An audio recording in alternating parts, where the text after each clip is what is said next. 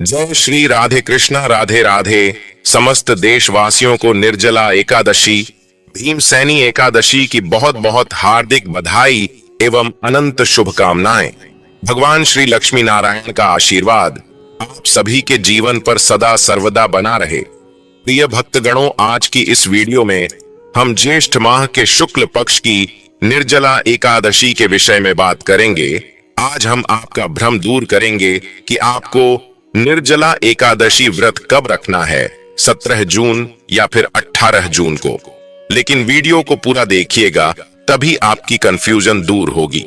तो आज की वीडियो में हम जानेंगे कि निर्जला एकादशी इतनी महत्वपूर्ण क्यों है, इसका महत्व, निर्जला एकादशी कब है, व्रत कब रखें, व्रत का पारण कब करें, एकादशी और द्वादशी तिथि कब से कब तक है, पूजा का शुभ समय क्या है, राहुकाल का समय क्या है, व्रत का पारण किस दिन करेंगे और किस चीज से करें, हरिवासर कब से कब तक है, सारी बातें आज की इस वीडियो में जानेंगे।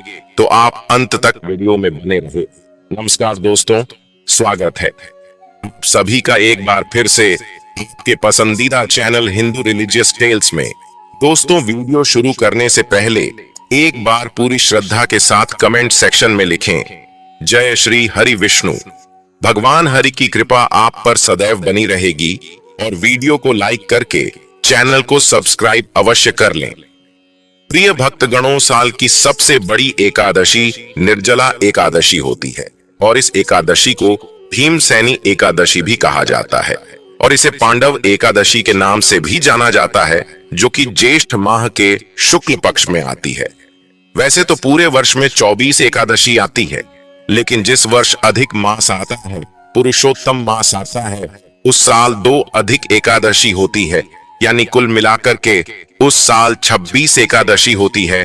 प्रत्येक एकादशियों का भिन्न भिन्न महत्व हमारे धर्म ग्रंथों तथा पुराणों में बताया हुआ है।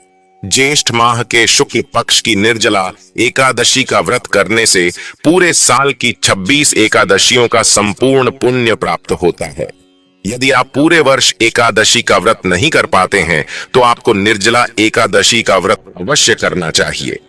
यह एकादशी सबसे बड़ी एकादशी है और पूरे साल की एकादशियों का फल देने वाली एकमात्र एकादशी निर्जला एकादशी ही होती है। इसलिए इस एकादशी का व्रत सभी माताओं, बहनों, भक्तजनों को अनिवार्य रूप से करना चाहिए। तो आइए जानते हैं निर्जला एकादशी व्रत के शुभ मुहूर्त और पारण समय के बारे में। लेकिन अभी तक आपने वीडियो को लाइक नहीं किया है, तो वीडियो को लाइक करके चैनल को सब्सक्राइब अवश्य करें। जेठ माह शुक्ल पक्ष एकादशी तिथि 17 जून 2024 दिन सोमवार सुबह 4:44 और एकादशी तिथि की जो समाप्ति है वह 18 जून 2024 दिन मंगलवार सुबह 6:26 और द्वादशी तिथि की समाप्ति 19 जून 2024 दिन बुधवार सुबह 7:29। द्वादशी युक्त वैष्णव के लिए जो शुद्ध रूप से एकादशी व्रत के लिए समय प्राप्त हो रहा है, वह सभी जो कि 18 जून 2024 दिन मंगलवार को सभी भक्तजनों व्रत को धारण करेंगे और व्रत का पारण जो कि 19 जून बुधवार को किया जाएगा। पारण का जो समय होगा 19 जून को, वह समय सुबह 5:28 से सुबह 7:28 तक होगा। एकादशी व्रत का पारण हरिवासर समाप्त होने के बाद किया जाता है। हरिवासर का समय द्वादशी तिथि का पहला चौथाई हिस्सा हरिवासर का होता है। निर्जला एकादशी व्रत का पारण जो तिलेन पारण यानी कि तिल से व्रत का पारण करना है, यह संभव न हो तो आप जल से, तुलसी दल से या फल से व्रत का पारण करें।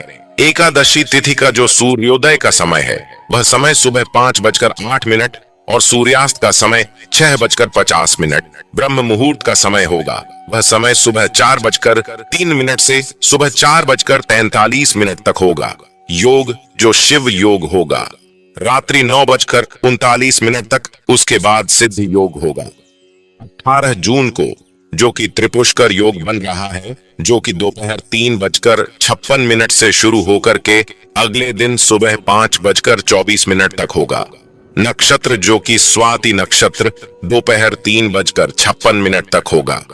उसके बाद विशाखा नक्षत्र जो भी भक्तजन व्रत को धारण करने वाले हैं उनको व्रत के दौरान शुद्ध और सात्विकता का पालन करना चाहिए। एक समय की बात है, सभी पांडव बैठे हुए थे और वहां पर महर्षि वेद व्यास जी का आगमन हुआ और सभी पांडवों ने हाथ जोड़ करके उनसे प्रार्थना की, उनका अभिनंदन किया, उनका स्वागत किया। वेद व्यास जी सभी को उपदेश देते हैं और कहते हैं कि आप सभी पांडवों को मोक्ष प्राप्ति के लिए, मुक्ति के लिए एकादशी का व्रत अवश्य करना चाहिए। तभी अचानक भीमसेन बोल उठेगी है, महर्षि मैं एकादशी व्रत करना चाहता हूं, लेकिन क्या करूं, मैं भूख सहन नहीं कर पाता हूं, इस कारण से मैं एकादशी का व्रत नहीं कर पाता हूं। तो आपसे अनुरोध है कि कोई ऐसा व्रत बताइए जिससे मुझे एकादशी का पुण्य प्राप्त हो जाए और पूरे साल की सभी एकादशियों का लाभ मुझे मिल सके।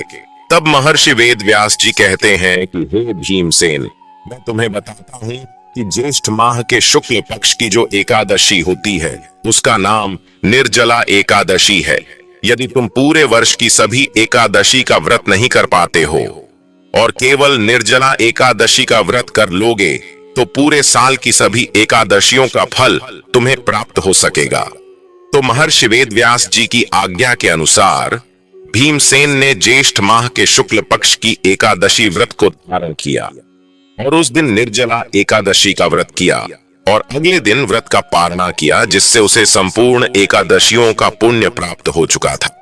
तभी से इस एकादशी का नाम भीमसेनी एकादशी, पांडव एकादशी के नाम से भी जाना जाता है। इसलिए इस एकादशी का व्रत सभी को करना चाहिए।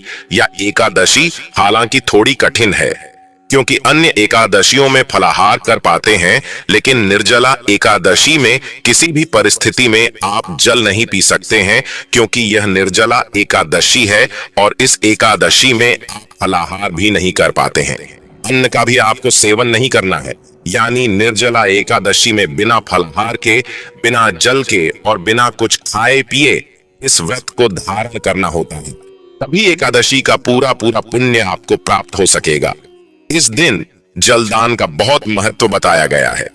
मीठा जल, शरबत का दान इस दिन किया जाता है और जब पूजन करते हैं तो आचमन के रूप में जल आप यदि पिएंगे तो उसका कोई दोष नहीं रहेगा, लेकिन सामान्य तौर से जो हम पानी पीते हैं, जल पीते हैं, वह इसमें वर्जित माना जाता है। तो निर्जला एकादशी का व्रत बिना पानी के, बिना फलाहार के, बिना भोजन के, बिना कुछ खाए पिए करना चाहिए और अगले दिन ही इस व्रत का पारणा करना चाहिए। वैसे तो यह कहा गया है कि प्रातःकालीन बेला में जब आप संकल्प करते हैं उसके पहले आप चाहे तो थोड़ा सा जलपान कर सकते हैं, इसका कोई दोस्त नहीं है। लेकिन जैसे ही आप व्रत का संकल्प करेंगे उसके बाद से लेकर के अगले दिन पारणा तक आपको जल नहीं पीना चाहिए। हालांकि आपके स्वास्थ्य में यदि कोई कमजोरी है, आपके शरीर में कोई बीमारी है या आपका शरीर ऐसा कठिन व्रत करने का सामर्थ्य नहीं रखता है तो आप जल पी करके, फलाहार करके भी निर्जला एकादशी का व्रत कर सकते हैं, क्योंकि श्रद्धा और भक्ति और विश्वास के साथ किए गए व्रत का पूरा पूरा पुण्य प्राप्त होता है और मनुष्य का प्रथम कर्तव्य होता है शरीर की रक्षा करना। इसलिए आप कठिन व्रत करें, कठिन साधना करें, निर्जला व्रत करें, लेकिन अपने शरीर की रक्षा करते हुए यदि आप निर्जला निराहार व्रत करेंगे तो निश्चित तौर से प्रभु की आपके ऊपर भरपूर कृपा बनी रहेगी। निर्जला एकादशी के दिन कुंवारी कन्याएं, सौभाग्यवती माताएं बहनें या कल्याणी माताएं बहनें जिनको विधवा के रूप में माना जाता है, वह सभी इस व्रत को धारण कर सकते हैं और इस व्रत को जो धारण करता है उसको दशमी से लेकर के द्वादशी तक कुछ महत्वपूर्ण नियमों का पालन करना चाहिए। जैसे आप 18 जून 2024 के दिन निर्जला एकादशी भीमसेनी एकादशी का व्रत रखेंगे तो आपको दशमी तिथि के नियम 17 मई 2024 को पालन करना चाहिए। दशमी तिथि के दिन एक समय भोजन करना है। दशमी तिथि के दिन ब्रह्मचर्य व्रत का पालन करना है। दशमी तिथि के दिन चावल नहीं खाना है, शहद नहीं खाना है, लहसुन, प्याज, मांस, मदिरा, अंडे, अभक्ष्य भक्षण का उपयोग बिल्कुल नहीं करना है तथा दशमी तिथि के दिन पराय अन्न या दूसरे के घर का भोजन भी आपको नहीं करना है। यदि किसी कारणवश आपको दूसरे के घर पर आए अन्न का भोजन करना पड़े तो इस हेतु आप प्रायश्चित के निमित्त कुछ नगद राशि किसी योग्य विद्वान ब्राह्मण को यदि दान कर देंगे तो आपको उसका दोष नहीं लगेगा। और निर्जला एकादशी यानी 18 मई 2024 को सुबह जल्दी उठे, ब्रह्म मुहूर्त में स्नान कर लीजिए और स्नान करने के बाद शुद्ध पवित्र धुले हुए कपड़े पहन लीजिए, मस्तक पर तिलक लगा लीजिए, क्योंकि जब हम भगवान की पूजा अर्चना करते हैं, प्रभु की सेवा करते हैं, तो हमको अपने शरीर को सुंदर, सुगंधित और सुव्यवस्थित बनाकर ही भगवान की पूजा अर्चना और सेवा करनी चाहिए। उसके बाद आप व्रत का संकल्प धारण करें। संकल्प प्रत्येक प्राणी को धारण करना चाहिए। यदि आप निष्काम भाव से व्रत करते हैं, निष्काम का अर्थ होता है बिना किसी कामना के किए जाने वाले व्रत को निष्काम व्रत कहा जाता है। और यदि आप सकाम भाव से यानी कोई कामना लेकर के यदि निर्जला एकादशी का व्रत करेंगे तो आपको दोनों ही परिस्थिति में व्रत का संकल्प अवश्य धारण करना चाहिए। निर्जला एकादशी का व्रत करने से मनुष्य के अनंत जन्मों के पाप नष्ट हो जाते हैं तथा उनके जीवन की जो भी इच्छाएं होगी, मनोकामनाएं होंगी, वह अवश्य ही पूर्ण हो जाएगी और इस संसार में भौतिक और सांसारिक सुखों की उन्हें प्राप्ति होगी। निर्जला एकादशी के दिन तुलसी माता का पूजन करना चाहिए। तुलसी माता में जल भी चढ़ाना चाहिए तथा माताओं बहनों को सिर धोकर ही स्नान करके व्रत का आरंभ करना चाहिए। यदि आपके यहाँ एकादशी के दिन सिर धोने की परंपरा नहीं है तो आप दशमी के दिन सिर धोकर के स्नान कर लीजिए और एकादशी के दिन सामान्य स्नान करके व्रत आरंभ कर सकते हैं। निर्जला एकादशी के दिन गौ माता का पूजन अवश्य करें। गौ माता की सेवा करें और गौ माता को शुद्ध भोजन करवाएं। गौ माता को दाल, चावल, रोटी इत्यादि वस्तुओं खिला सकते हैं। इसका आपको बहुत पुण्य फल मिलेगा। और निर्जला एकादशी के दिन बिना जल के, बिना फलाहार के व्रत धारण किया जाता है, लेकिन आपका शरीर भी साथ नहीं देता है, तो आप गाय का दूध या गाय के दूध से बनी वस्तु का उपयोग कर सकते हैं। फल भी उपयोग कर सकते हैं। और ऐसे वैसे तो फलाहार के रूप में आम का फल विशेष माना गया है, तो आम के फल का उपयोग कर सकते हैं। मीठे जल का शरबत का भी आप इस दिन उपयोग कर सकते हैं। लेकिन निर्जला निराहार यदि आपने संकल्प लिया है तो आपको जल नहीं पीना है, कुछ भी खाना पीना नहीं है और कठिन साधना के साथ एकादशी के सूर्योदय से लेकर के अगले दिन यानी द्वादशी के सूर्योदय तक निर्जला निराहार व्रत को आपको धारण करना चाहिए। एकादशी के दिन आपको दाढ़ी कटिंग शेविंग नहीं करवाना है, नाखून नहीं काटना है, शरीर के अंग के कोई भी बाल काटना अथवा कटवाना नहीं चाहिए। ब्रह्मचर्य व्रत का पालन भी आपको इस दिन करना चाहिए। यदि माताएं बहनें मासिक धर्म पीरियड की व्यवस्था में रहती हैं तो उनको भी व्रत अवश्य करना चाहिए। लेकिन भगवान का पूजन, अर्चन और स्पर्श करना इस अवस्था में वर्जित माना जाता है तथा एकादशी के दिन यदि आपके घर परिवार में जन्म अथवा मृत्यु का सूतक लग जाता है तो ऐसी परिस्थिति में भी आपको व्रत तो करना चाहिए। व्रत के नियमों का भी पालन करना चाहिए, लेकिन भगवान का स्पर्श तथा पूजन करना ऐसी परिस्थिति में वर्जित माना जाता है। तुलसी जी से आज्ञा लेकर के आप तुलसी जी के पत्ते तोड़ सकते हैं, कोई दोष नहीं माना जाएगा। और इस दिन आपको किसी भी प्राणी को, किसी भी जीव को कष्ट नहीं पहुंचाना चाहिए, क्योंकि गोस्वामी तुलसीदास जी ने रामचरितमानस में कहा है कि ईश्वर अंश जीव अविनाशी ने प्रत्येक प्राणी में, प्रत्येक जीव में ईश्वर का वास माना गया है।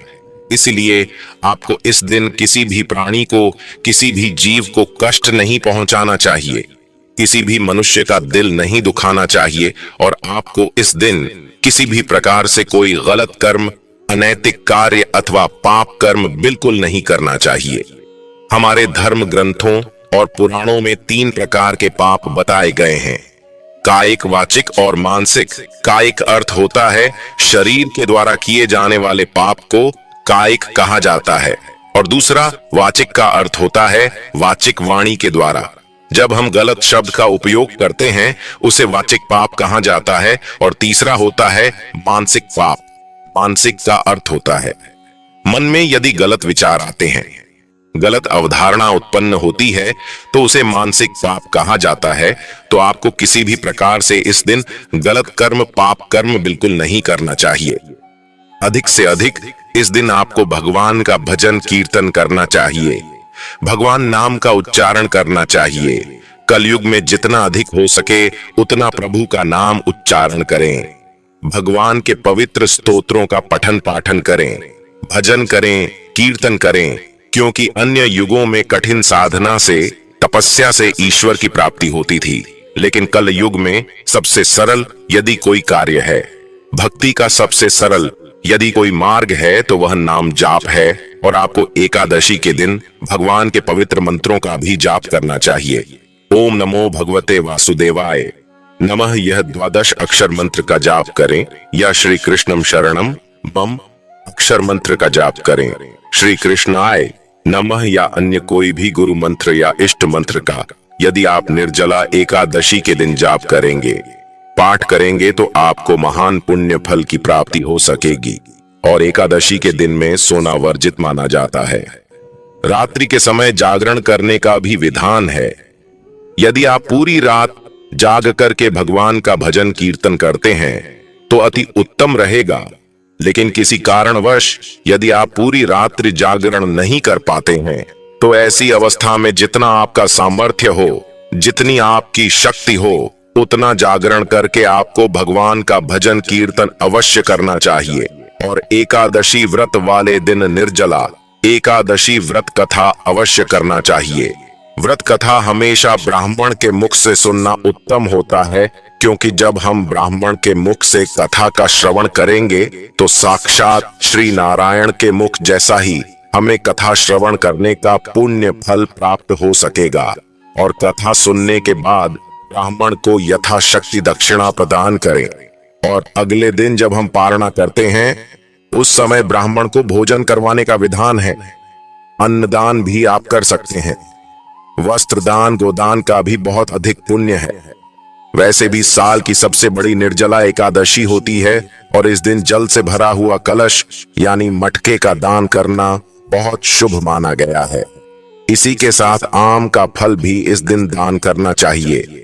खरबूजे का दान भी आप कर सकते हैं, और इसके अलावा अन्य कोई भी वस्तु यदि आप एकादशी के दिन दान करते हैं तो आपको महान पुण्य फल प्राप्त होगा। लेकिन एकादशी के दिन दान नहीं कर पाते हैं तो आप द्वादशी के दिन भी दान कर सकते हैं। साथ ही एकादशी के दिन गौ दान करने का भी बहुत अधिक पुण्य है, क्योंकि गौ दान से बड़ा कोई भी दान नहीं होता है। और जो मनुष्य अपने जीते जी यदि अपने हाथ से अपने सामने किसी ब्राह्मण को गौ दान कर देता है, उसके अनंत जन्मों के पाप जो होते हैं वह नष्ट हो जाते हैं, और उसके पुण्यों का उदय होता है, तथा उसको किसी भी प्रकार की यम यातना नहीं भोगनी पड़ती है। क्योंकि जब हम जाने अनजाने में गलत कर्म करके मृत्यु को प्राप्त होते हैं, तो हमको नरक की भयंकर सजाओं को भोगना पड़ता है, और वैतरणी में हमको पटका जाता है। ऐसे में यदि हम अपने सामने किसी ब्राह्मण को गौदान कर देते हैं तो हमको वैतरणी की सजा नहीं मिलेगी। यम यातना से हम बचे रहेंगे और हमें वैकुंठ लोक की प्राप्ति होगी। प्रभु के परम धाम की अवश्य ही हमको प्राप्ति होगी। निर्जला एकादशी व्रत का पारण, जो कि 19 जून बुधवार को किया जाएगा, पारण का जो समय होगा 19 जून को, वह समय सुबह 5:28 से सुबह 7:28 तक होगा। एकादशी व्रत का पारण हरिवासर समाप्त होने के बाद किया जाता है। हरिवासर का समय द्वादशी तिथि का पहला चौथाई हिस्सा हरिवासर का होता है। जब हम निर्जला एकादशी का व्रत करें तो उस दिन हमको जल में तुलसी पत्र डाल करके सबसे पहले उससे हमको पारणा करना है। क्योंकि निर्जला एकादशी है, इसीलिए जल के माध्यम से ही निर्जला एकादशी व्रत का पारण करना चाहिए। उसके बाद आप फल या फलाहारी वस्तु से भी पारणा कर सकते हैं, या फिर अन्न से भी व्रत का पारणा किया जा सकता है। लेकिन ध्यान रखें, निर्जला एकादशी व्रत का पारणा जब हम करें तो उस समय ब्राह्मण को भोजन करवाने का विधान है। भोजन नहीं करवा सकते हैं तो अन्न दान दे सकते, और अन्न दान भी नहीं दे सकते हैं तो भोजन के निमित्त हम ब्राह्मण को नगद राशि भी यदि प्रदान कर देंगे तो भी हमको ब्राह्मण भोजन का संपूर्ण पुण्य प्राप्त हो जाएगा। और द्वादशी के दिन जिस दिन पारणा किया जाता है उस दिन शुद्ध और पवित्र भोजन ही ग्रहण करना चाहिए। किसी भी तरह उस दिन हमको लहसुन, प्याज, मांस, मदिरा या मसूर की दाल या अंडे का उपयोग भोजन में नहीं करना चाहिए। द्वादशी के दिन आप चावल का उपयोग जरूर करें, क्योंकि निरंतर दशमी और एकादशी के दिन हम देवालय में चावल का परित्याग कर देते हैं। तो देवबंद का सम्मान करते हुए हमको द्वादशी के दिन पारणा के समय चावल का उपयोग जरूर करना चाहिए। यदि पारणा के समय आप चावल नहीं खा सकते हैं, उस दिन जो भोजन बनाएं उसमें चावल का उपयोग आपको जरूर करना चाहिए। द्वादशी के दिन चावल खाना बहुत शुभ माना जाता है। इस तरह हमने जो आपको विधि बताई है उससे यदि आप निर्जला एकादशी का व्रत करेंगे तो निश्चित तौर से आपको भगवान श्री लक्ष्मी नारायण की अपार कृपा प्राप्त होगी और भगवान श्री द्वारकाधीश अत्यधिक प्रसन्न होंगे और आपको मनचाहा फल अवश्य ही प्रदान करेंगे। उम्मीद करता हूं आपको जानकारी पसंद आई होगी। पसंद आई तो लाइक अवश्य कर दिया करे और तीज त्योहार से संबंधित जानकारी और कथा को श्रवण करने के लिए हमारे चैनल हिंदू रिलीजियस टेल्स को सब्सक्राइब करके बेल आइकन का बटन दबाना बिल्कुल भी ना भूलें। जय जय श्री राम, हर हर महादेव।